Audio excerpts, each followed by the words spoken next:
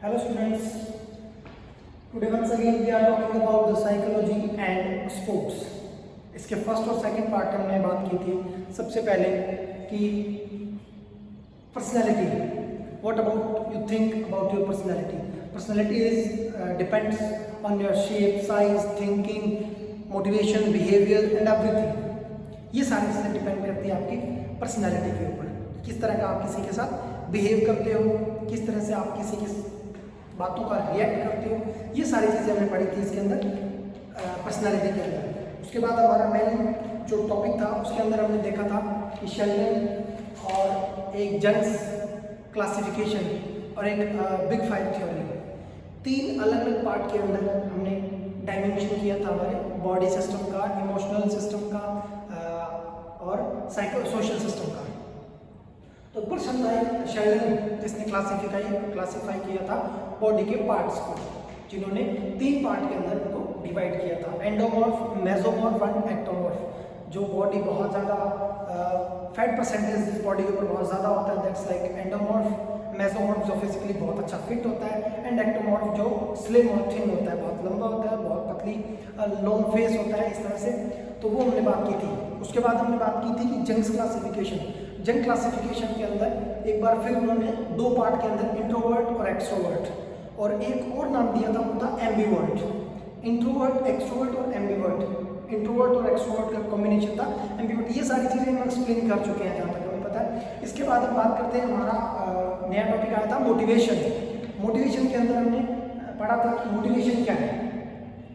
Motivation के अंदर हमारा फर्स्ट जो टाइप था वो था इंटरनल मोटिवेशन या इंट्रिंसिक मोटिवेशन, जिसकी हमने बात की थी कि हमारे खुद के सेल्फ सेटिस्फैक्शन के लिए हम किसी चीज़ के ऊपर खुद को सेटिस्फाई करने के लिए किसी चीज़ पे ट्राई कर रहे हैं, किसी गोल को अचीव करने के लिए ट्राई करते हैं, वो हमारा इंटरनल और इंट्रिंसिक मोटिवेशन होता है.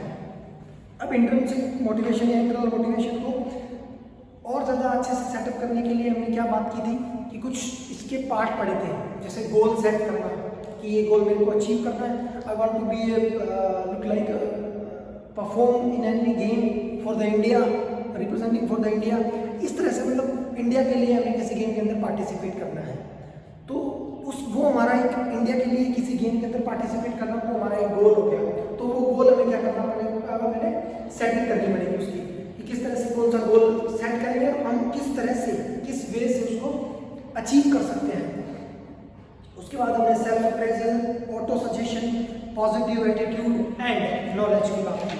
तो आज हमारा जो सेकंड पॉइंट आता है इसका एक्सटर्नल और extrinsic motivation. First of all इसकी डेफिनेशन क्या है कि this motivation depends upon the environmental factor. जो हमारे वो तो था कि ऑन सेल्फ हमारा खुद का एक इंटरनल मोटिवेशन, खुद के सेटिस्फिकेशन के लिए. ये है एनवायरमेंटल फैक्टर के ऊपर डिपेंड करता है. एक्सटर्नल और एक्सट्रिंसिक मोटिवेशन यानी कि जो हमारा एनवायरमेंटल, जो आसपास के एरिया में जो हो रहा है, आसपास जो कुछ चल रहा है उसको देख के जो हमें मोटिवेशन मिलता है. यानी कि अगर आप मूवी देखो सुल्तान, मूवी देखिए आप दंगल के अंदर जिस तरह से वहाँ पे स्टूडेंट्स पार्टिसिपेट करते हैं, स्पोर्ट्स पर्सन पार्टिसिपेट करते हैं, बोर्न बेबी से लेके और बड़े होने तक, तो जिस तरह से वो पार्टिसिपेट करते हैं उन्हें देख के हमें मोटिवेशन मिलता है कि हम कल से हम भी रनिंग में जाएंगे, कल से हम भी प्रैक्टिस स्टार्ट करेंगे इस गेम के लिए, हम ये प्रैक्टिस करेंगे ये वो. लेकिन वो कुछ टाइम के लिए हमें मोटिवेशन मिलता है. तो वो हमारा होता है एक्सटर्नल मोटिवेशन, जो हमें बाहर के एनवायरनमेंट से मिलता है, जो हम आसपास एरिया में देख के और अपने आप को जिस चीज़ से मोटिवेट करते हैं. इसको और ज़्यादा बेटर अंडरस्टैंडिंग के लिए हम बात करें, सबसे पहले इसके अंदर एक पॉइंट दिया हुआ है, उस पॉइंट का नेम है रिवॉर्ड. एक्सटर्नल मोटिवेशन के लिए हमें किसी भी पर्सन को कुछ अच्छा काम करने पे, कुछ अच्छी पार्टिसिपेशन करने के लिए, अच्छी एक्टिविटी करने के लिए, उसको और ज़्यादा मोटिवेशन के लिए कि वो और ज़्यादा इसके अंदर आगे बढ़ के पार्टिसिपेट करें, तो उसके लिए हम क्या करेंगे, उसको रिवार्ड देंगे. रिवार्ड लाइक आप उसको कोई ट्रॉफी दे सकते हो, आप उसको बाय मनी उसको रिवॉर्ड दे सकते हो, या उसकी पूरी क्लास के सामने, पूरी स्कूल के सामने या पूरे ग्राउंड के अंदर अनदर स्पोर्ट्स पर्सन के सामने उसकी आप तारीफ करके भी उसको रिवार्ड दे सकते हो। रिवार्ड के अंदर उस पर्सन को एक्सटर्नल मोटिवेशन मिलेगा कि आज मैंने इतना अच्छा किया तो मैं इस लेवल पे हूँ, इस तरह का मोटिवेशन, इस तरह के रिवार्ड्स मिले। अगर कल को मैं इससे ज़्यादा बेटर करता हूँ देन और ज़्यादा अच्छे से और ज़्यादा बढ़िया रिवार्ड्स मुझे मिलेंगे। सेकेंडली एक्सटर्नल के अंदर आपका आता है, वो आपका आता है पनिशमेंट।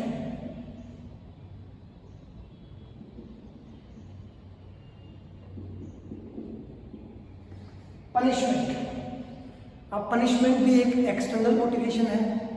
किसी स्टूडेंट ने, किसी स्पोर्ट्स पर्सन ने क्लास में या क्लास के बाहर कोई गलती की है, आपने उसको 1 या 2 बार समझाया लेकिन वो नहीं समझ पा रहा है इन चीज़ों को, तो आप उसको पनिशमेंट दे सकते हो। जब आप सब लोगों के सामने उसको पनिशमेंट दोगे तो सबके लिए एक एक्सटर्नल मोटिवेशन ऐसा होएगा कि कल को अगर हम ये प्रॉब्लम क्रिएट करते हैं या ऐसी सिचुएशंस हम क्रिएट करते हैं तो ये पनिशमेंट हमें मिलेगी। That's like a external motivation to get punishment. Third में जो आपका इसके अंदर आता है वो आता है एक्टिव पार्टिसिपेशन।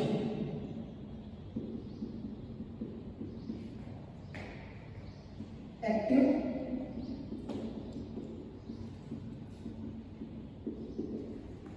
अब हम देखेंगे कि what you think about the active participation. Active participation develop leadership qualities and encourages one two continuous progress. Active participation के अंदर अगर आप एक्टिवली पार्टिसिपेट करते हो तो उसके अंदर आपका मोटिवेशन देखा जाएगा। उसमें आप लोग जो पार्टिसिपेट करते हो इससे दूसरे स्टूडेंट्स को पार्टिसिपेट करने का अच्छे से मौका मिलेगा। तो उसके अंदर हम किसी भी इवेंट के अंदर हम पार्टिसिपेट करते हैं, एक्टिवली हमें पार्टिसिपेट करना चाहिए, जिसके कारण हमें लीडरशिप क्वालिटीज इसके अंदर हमारी डेवलप होती है। इसके बाद हम बात करें, फोर्थ जो हमारा पॉइंट आता है टेस्ट इवैल्यूएशन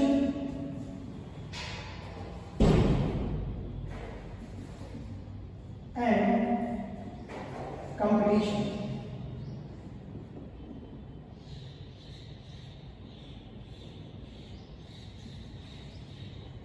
सो नेक्स्ट हमारा एक्सटर्नल मोटिवेशन के अंदर फोर्थ पॉइंट हमारा आता है test evaluation and competition. Competition is also external motivation because when you are participating in tournament, when you are participating in competition, so जो आपका वहाँ पे जो रिजल्ट रहता है उस रिजल्ट से हमें मोटिवेशन मिलता है, क्योंकि आपके बिफोर के जो कंपटीशंस होते हैं उनके रिजल्ट के अकॉर्डिंग आपका जो टेस्ट उसका जो इवैल्यूएशन उसका जो रिजल्ट निकलता है कंपटीशन के अंदर वो आपको एक्सटर्नली मोटिवेट करता है। रीजन क्योंकि हमें वहाँ पे जो मान लीजिए आपने कोई एग्जाम दिया, एग्जाम के अंदर आपके मार्क्स आए 78 आउट ऑफ 100, उसी एग्जाम को हम रिपीट करते हैं, हम मार्क्स ले लेते हैं 98 out of 100, then we are extremely motivated होते हैं कि हम एक बार फिर अगर इस एग्जाम को फाइट करते हैं then we can achieve the goal, we can take 100 out of 100 marks easily.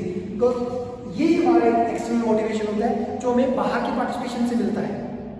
हम किसी भी कंपटीशन के अंदर कभी भी पार्टिसिपेट करते हैं, हमारा जो रिजल्ट रहता है हम first, second, third, fourth, fifth position के ऊपर रहते हैं, तो वो पोजीशंस हमारी सेट होती है नेक्स्ट पार्टिसिपेशन के अंदर। वो हमारा तो उसी के अंदर जो टेस्ट देते हैं, टेस्ट के अंदर भी एक्सटर्नल मोटिवेशन होता है कि टेस्ट हम पार्टिसिपेट कर रहे हैं। फर्स्ट टेस्ट के अंदर हमारे 30 मार्क्स, सेकेंड टेस्ट में हमारे 70 मार्क्स, उसको हम इवेल्युएट करते हैं कि आपने कितनी प्रोग्रेस हुई, वो भी आपका एक external motivation. Then after that competition is also a external motivation. So now we are talking about the next point आपका जो आता है वो आपका आता है equipments and surrounding. Fifth one is equipments and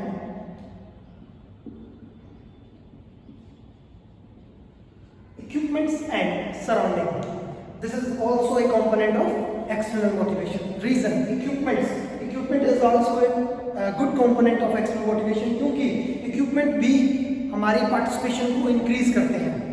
हमारे जो इवेंट होता है जिसके अंदर हम पार्टिसिपेट करते हैं उसके अंदर हमारी प्रेजेंटेशन बहुत ज़्यादा अच्छे से शो करते हैं। क्योंकि जब हम किसी भी इक्विपमेंट को, जो बहुत अच्छी क्वालिटी का इक्विपमेंट होता है, उसके साथ हम पार्टिसिपेट करते हैं तो हमारी परफॉर्मेंस जो है वो इंक्रीज होती है।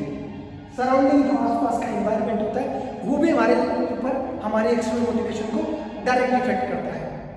तो इक्विपमेंट एंड सराउंडिंग, आप जितनी बेस्ट क्वालिटी का इक्विपमेंट यूज करोगे जिस भी एक्टिविटी के अंदर, तो उस क्वालिटी का आपके ऊपर डायरेक्ट इफेक्ट दिखेगा, आपकी परफॉर्मेंस के ऊपर डायरेक्ट इफेक्ट दिखेगा।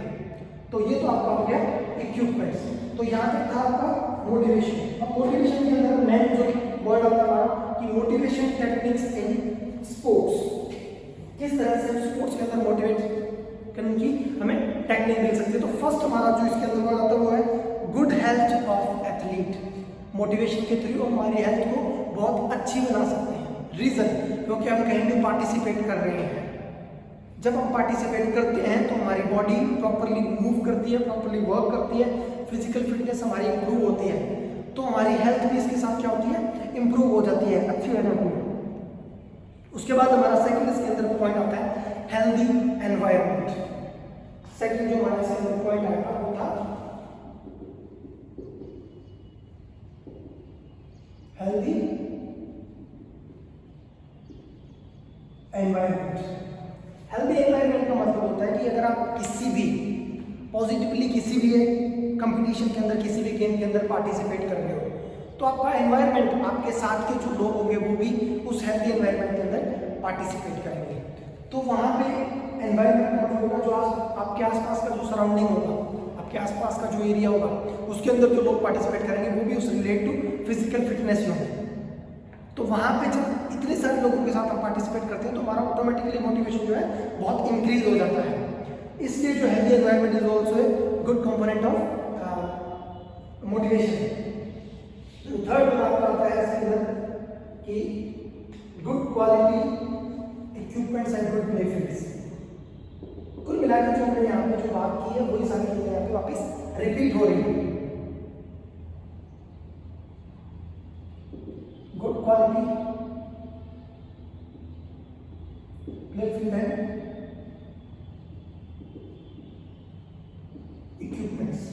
बहुत अच्छी क्वालिटी के इक्विपमेंट्स जो होते हैं या बहुत अच्छे लेवल का जो सरफेस होता है हमारे ग्राउंड का, वो हमें मोटिवेट करता है किसी एक्टिविटी के अंदर पार्टिसिपेट करने को। एट प्रेजेंट टाइम आप इंडिया के अंदर देखो और आउट ऑफ इंडिया के लेवल की बात करें हम स्पोर्ट्स के अंदर, तो हम काफ़ी पीछे हैं आज भी। रीज़न, क्योंकि उन लोगों के पास sports equipment, sports play fields की जो क्वालिटी है वो बहुत शानदार है। एट प्रेजेंट टाइम इंडिया के अंदर कुछ गिने चुने सिंथेटिक कोर्ट है, गिने चुने सिंथेटिक एथलेटिक ट्रैक है, लेकिन आउट ऑफ इंडिया के अंदर आपको खूब मिलेंगे। रीज़न, क्योंकि वहाँ की एडवांस टेक्नोलॉजी बहुत आगे है हमसे, और जो हम इन बहुत अच्छी क्वालिटी के इक्विपमेंट की और बहुत अच्छे प्ले फील्ड के ऊपर हम अगर किसी स्पोर्ट्स के अंदर पार्टिसिपेट करते हैं तो हमारा ऑटोमेटिक ही हमारा जो गेम का जो लेवल है वो बहुत इंक्रीज हो जाता है। सो ये भी एक अच्छा कॉम्पोनेंट है। इसके बाद हम बात करें reward and punishment. Reward and, जैसा मैंने आपको बताया सारे पॉइंट्स वही रिपीट हो रहे हैं। फिजिकल के अंदर आपको सबसे बड़ी चीज़ यही देखने को मिलेगी, जब आप चैप्टर स्टार्ट करते हो, जो चैप्टर के स्टार्टिंग के जो पॉइंट्स पढ़ते हो उनसे आपका पूरा चैप्टर खत्म हो जाता है और बार बार ये चीज़ें आपकी बार बार रिपीट होती रहती है। तो आपको बहुत ईजी रहता है। आप एक चैप्टर को अगर 3 बार भी अच्छे से सुन लेते हैं और 2 बार आपके नोट्स को रिवाइज कर लेते हैं तो आपका पूरा चैप्टर आपके माइंड के अंदर सारे कंसेप्ट जो है वो क्लियर हो जाएंगे। फिर भी अगर आप लोगों को कोई दिक्कत होती है तो यू कैन कॉन्टैक्ट मी। इसके अंदर हमारा आता है रिवार्ड एंड पनिशमेंट। मोटिवेशन के लिए रिवार्ड और पनिशमेंट दोनों बहुत इंपॉर्टेंट है, जैसा मैं आपको यहाँ पे एक्सप्लेन कर चुका हूँ। रिवार्ड के थ्रू आपको मोटिवेशन मिलेगा, हम इसको और ज़्यादा अच्छे से करेंगे तो हमें इसमें और ज़्यादा रिवार्ड्स मिलेंगे। पनिशमेंट के अंदर अगर हम ये चीज़ आज की बात हम नहीं करेंगे तो हमें पनिशमेंट नहीं मिलेगी। That's like reward and that's like punishment. इसके बाद हमारा इसी तरह good coaching and guidance.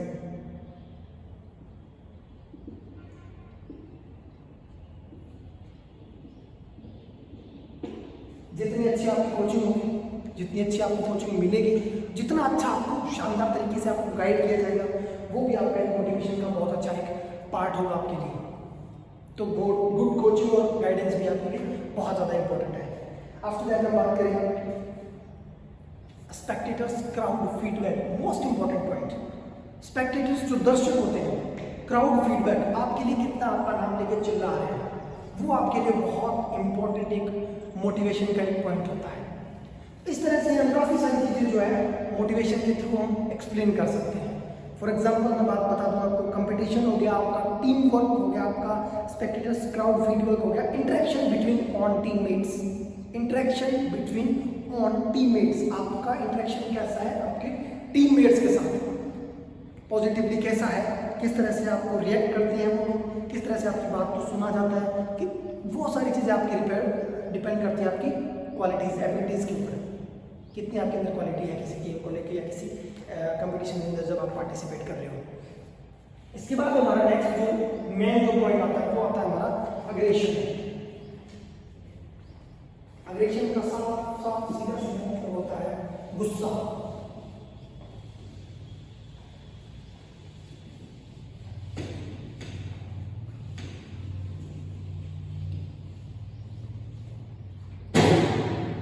Motivation technique in sports से कंप्लीट हो गया हमारा। So now we are talking about the meaning and concept of aggression. सबसे पहले हमारी जो मीनिंग जो है वो है कि the term aggression refers to a range of behaviour that can result in both physical and psychological harm to oneself, other or object in environment. हम किसी को भी हार्म करते हैं साइकोलॉजिकली, हम किसी को गालियाँ देते हैं या हम किसी ऑब्जेक्ट से उसके ऊपर हिट करते हैं, फाइट करते हैं, जो लड़ाई करते हैं, दैट्स लाइक अग्रेशन। किसी को हार्म करने के लिए अगर आप कुछ भी चीज़ यूज़ करते हो हार्म करने के लिए किसी पर्सन को, वो आपका अग्रेशन है। जरूरी नहीं है किसी पर्सन के लिए हो या एनिमल के लिए भी हो सकता है, किसी के लिए भी हो सकता है, लेकिन वो जो हार्म करने के लिए जो आप सब ऑब्जेक्ट यूज़ कर रहे हो या साइकोलॉजिकली या फिजिकली जो चीज़ यूज़ कर रहे हो वो आपका होता है अग्रेशन। तो जनरली हम बात करें कि causes forms and purpose in aggression, causes forms and purpose in aggression. तो फर्स्ट ऑफ ऑल आपका आता है इन चिल्ड्रन, फर्स्ट आपका वर्ड आता है बच्चों के अंदर अग्रेशन किस टाइप का होता है, येलिंग, आर्ग्यूमेंट्स, बच्चे बहुत ज़्यादा आर्ग्यूमेंट्स करते हैं, गेट्स इनटू फाइट, आपस में लड़ना, स्ट्रेस, सब्सटेंस अब्यूज़, बहुत सारे ऐसे सब्सटेंस होते हैं जो अब्यूज़ करते हैं जिनको बहुत सही तरीके से वो यूज़ नहीं करके, और unhealthy relationship with family members और अदर्स, जो हमारे घर के अंदर जो मदर फादर अंकल आंटी भाई बहन जिन सब के जिस तरह के रिलेशन होते हैं उस तरह की वो भी हमारे अग्रेशन को इफेक्ट करता है बच्चों के अंदर, क्योंकि हम वही सारी चीज़ें हमें सीखने को मिलती हैं, वही सारी चीज़ें हम घर में रिपीट करते हैं। अगर आपके मदर फादर आपके अंकल आंटी आपके भाई बहन या कोई भी घर के अंदर आपस के अंदर लड़ाई करते हैं तो वो सारी चीज़ें हमारे माइंड के अंदर रिपीट होती रहती है। फॉर एग्जाम्पल बहुत सारी बार ऐसा होता है कि बहुत सारे लोग ऐसे होते हैं जो अपने मदर फादर को घर से बाहर निकालते हैं, मदर फादर को भला बुरा बोलते हैं या कुछ इस तरह के वर्ड्स यूज़ करते हैं उनके लिए। देन आपके जो बच्चे होते हैं, आपके जो चिल्ड्रन होते हैं, वो उनको देख रहे हैं, कल को वो सारे वर्ड्स जो है वो यूज़ करेंगे आपके लिए, क्योंकि वो चीज़ें आपसे ही सीख रहे हैं। तो बच्चों के अंदर ये सारी चीज़ें काम होती है। आफ्टर दैट हम बात करेंगे एडल्ट्स।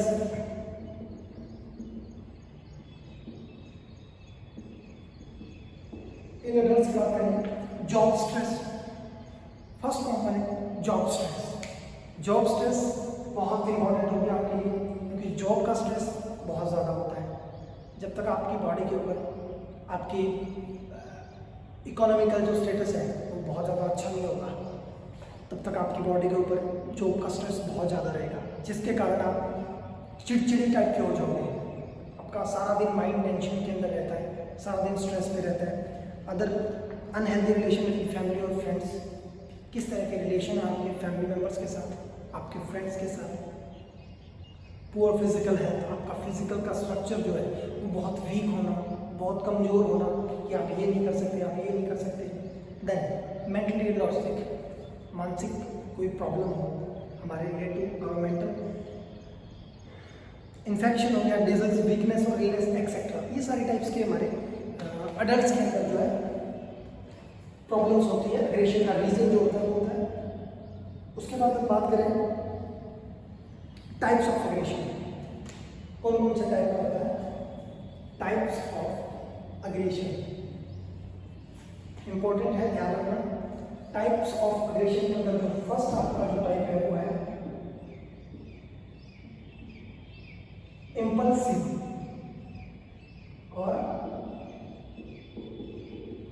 Hostile aggression.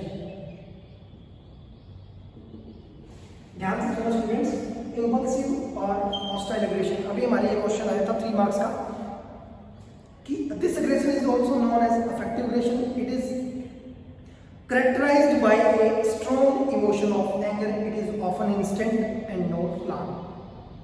कुल मिला के हम किसी भी चीज़ से एकदम चिढ़ जाते हैं, बहुत ज़्यादा साइकोलॉजिकली उसको गालियाँ देने लग जाते हैं। ये हमारा प्री प्लान नहीं होता है, हमें कोई चीज़ एकदम से इफेक्ट करती है। दैट्स लाइक इम्पल्सिव और हॉस्टाइल एग्रेशन। सिंपल लैंग्वेज के अंदर आप याद रखिए कि अगर आप साथ में बैठे हो, आप बहुत हंस खेल रहे हो, दोस्त आपस के अंदर 2 फ्रेंड, लेकिन किसी ने आपको कोई ऐसी बात बोल दी थी कारण आपको गुस्सा आ गया, आपने उसको तुरंत गालियाँ देना या इस तरह से कोई अब्यूज वर्ड्स यूज करना स्टार्ट कर दिया उसके लिए, वो आपका क्या हुआ? हॉस्टाइल या इम्पल्सिव एग्रेशन। सेकंड वन आपको आता है इंस्ट्रूमेंटल।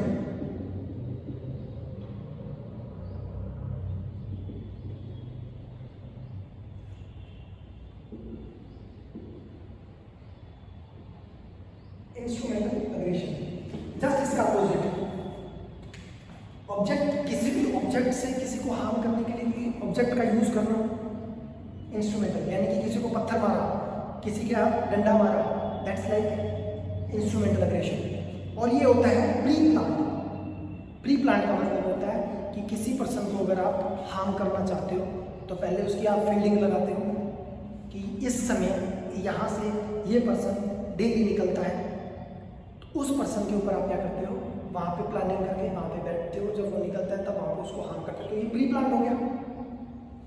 उसके बाद बात करें इंस्ट्रूमेंटल के अंदर, तो आपने कोई ऑब्जेक्ट यूज़ किया उसके लिए, पत्थर, तलवार, गन या कुछ भी ऐसा कोई ऐसा ऑब्जेक्ट यूज़ किया आपने, डंडा यूज़ किया, स्टिक यूज़ की या कोई स्टोन यूज़ किया, दैट्स लाइक इंस्ट्रूमेंटल एग्रेशन। उसके बाद आपका थर्ड वन आता है असर्टिव एग्रेशन।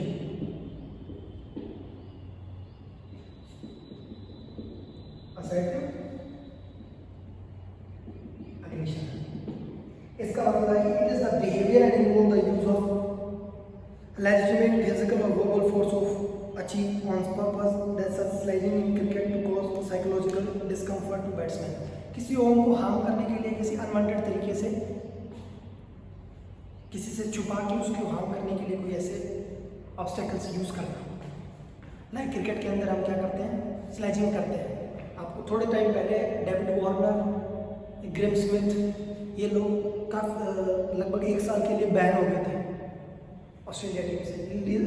रीज़न आप एक बार यूट्यूब करके देखिएगा स्लेजिंग क्या होती है।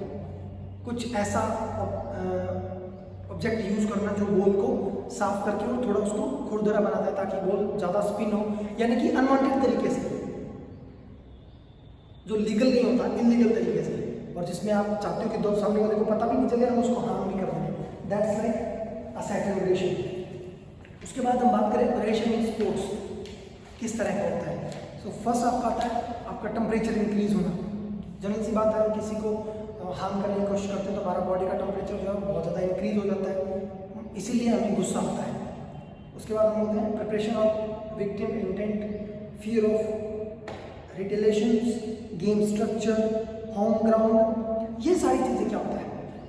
होम ग्राउंड के ऊपर आप कभी अगर मैच हार जाते हो तो आपको बहुत ज़्यादा गुस्सा आता है, क्योंकि आप जब वहाँ पे डेली, आप मान लीजिए आप क्रिकेट खेल रहे हैं, आप डेली वहाँ पे 45, 60, 70 रन बना रहे हैं, और जिस दिन आपका किसी के साथ पार्टिसिपेट हुआ, किसी के साथ आप किसी के अगेंस्ट जब कंपटीशन के अंदर पार्टिसिपेट कर रहे हो, तब आप 20 पे आउट हो गए या 10 पे आउट हो गए, 0 पे आउट हो गए, वो आपका एग्रेशन जो है, वो सारी चीज़ें जो आपकी किसमें आती है, वो आपकी आती है इसमें एग्रेशन जो होता है स्पोर्ट्स के अंदर। उसके अंदर सबसे लास्ट जो हमारा रहता है वो होता है एग्रेशन मैनेजमेंट टेक्निक। किस तरह से इसको स्लो काम डाउन किया जा सकता है, वो आपका होता है एग्रेशन मैनेजमेंट टेक्निक। तो फर्स्ट हमारा इसके अंदर पॉइंट आता है, वो आता है सभी को पता होगा, हमें काम डाउन करने के लिए deep breathing is one important component. यानी कि आपको मैनेज करने के लिए, आपको बहुत ज़्यादा अग्रेसिव हो गए हो, आपको अपने आप को मैनेज करना है, आपको प्रिवेंट करना है। किस तरह का होगा? डीप ब्रीदिंग के थ्रू। हमें सांस बहुत धीरे धीरे और काम डाउन लेनी चाहिए, काम डाउन रहना चाहिए। Then second one is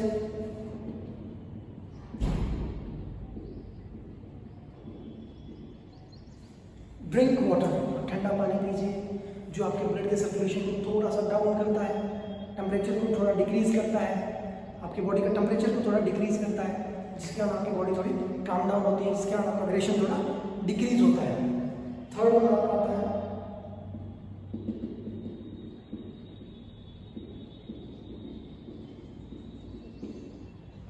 follow advice, सामने वाले की एडवाइस को फॉलो करना।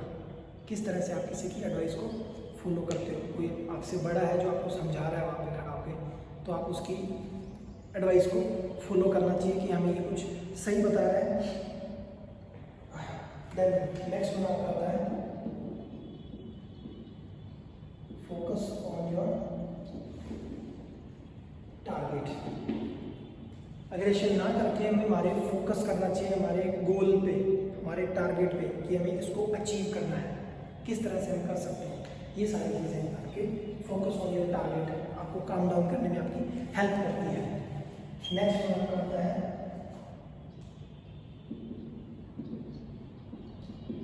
Avoid company of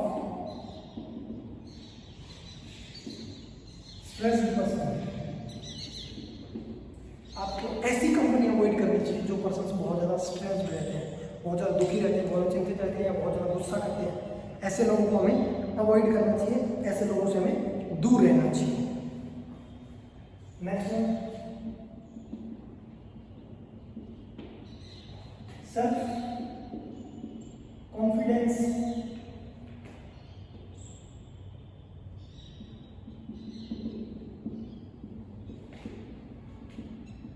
participate in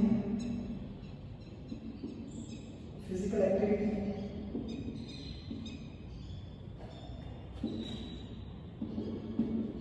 next one आपका आता है stay cool and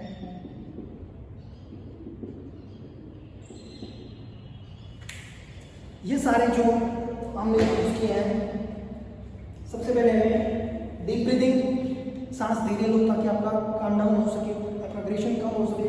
drinking water, आपके बॉडी को थोड़ा सा टेम्परेचर को डिक्रीज करने के लिए पानी पीना चाहिए ताकि हमारा एग्रेशन भी डिक्रीज हो सके। फॉलो योर एडवाइस, जो आपसे बड़े या आपसे जो समझदार लोग हैं वो आपको कोई एडवाइस देंगे तो आप उसको फॉलो कीजिए ताकि आपका एग्रेशन थोड़ा डाउन हो, आप नहीं फाइट करो किसी के साथ। Focus on your target, always focus on your target, not on other things.